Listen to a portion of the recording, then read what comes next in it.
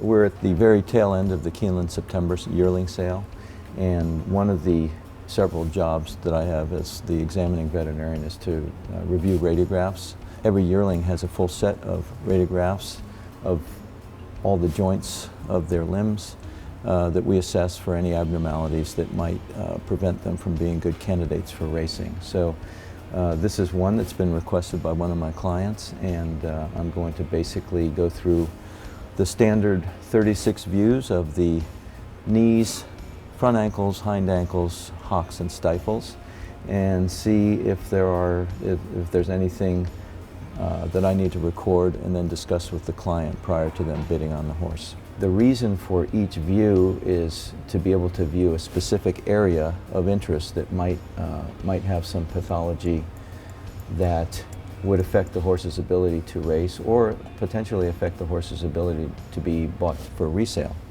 So those are two different things, and they constitute sometimes two different levels of risk. What I typically do in order not to miss anything is when I take my initial view, I'm looking at the entire image from top to bottom, and then as I see that there's nothing on the periphery, I then sort of zero in on the joint of interest. In this case, it's the fetlock. There's a window of time during which these radiographs may be taken, and they have to be taken within a 3-week window of time prior to the sale. They can't be outside of that window because, you know, as you can imagine, the further in front of the sale you get, you know, there may be some developments in the meantime so that the x-rays would no longer be representative of what the horse really is. So this horse has what I would consider a very mild finding in the stifle. You can see the little arrow there. There's a small loosened area there. That's called the medial condyle of the femur. And that finding in this age of a horse, with that look, it's rather faint. It's looking quiet. There's no sclerosis above it. It's probably what I would put in a mild risk category and nothing more than that. I evaluate the radiographs, write a report for the client, and then the report and the radiographs are submitted to the repository.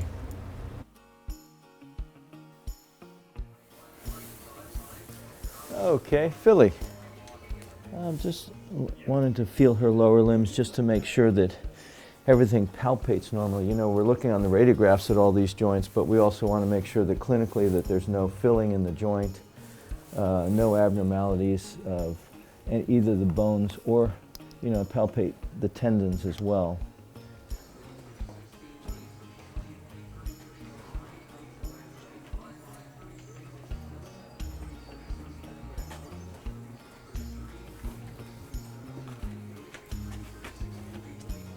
Typically when the veterinarians are walking horses, what we're interested in is making sure that the horse is neither lame nor neurologic.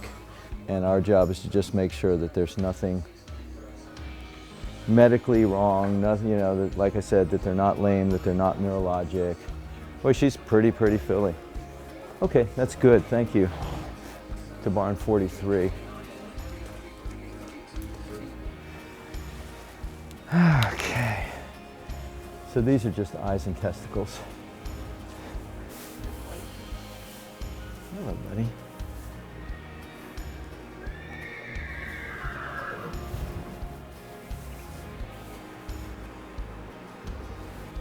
Okay, he's got him.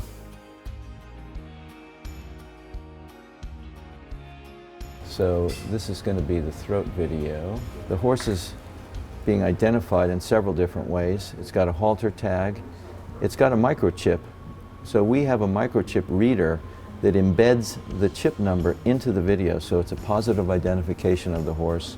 Then you saw the horse's face, so there's another identification, and then the video is an unbroken stream which goes right to the horse's throat. So what we're looking at here is the larynx of the horse. He's got a little mucus on the screen, which they'll get off in a minute. The two arytenoids, left and right, some people call them flaps, and you can see them opening and closing. Up there is the roof of the pharynx, where sometimes we'll see some pharyngitis. And down here is the epiglottis. And so this horse has a lovely throat. You can see everything functions well. And so what we want to see is we want to see the horse breathing at rest. Then we ask the horse to breathe deeper by occluding the nostrils for a few seconds and making them breathe so that you can see them. Make sure that both sides of the throat are fully functional, which, as you can see, they are. We grade the throat, and in terms of the function, in terms of the symmetry of the arytenoid cartilages compared to each other. And so there's a level of asymmetry that's considered to be within normal limits. And so we grade these throats. A grade 1, the number 1 actually is interchangeable with the adjective symmetric. So perfect symmetry is a grade 1.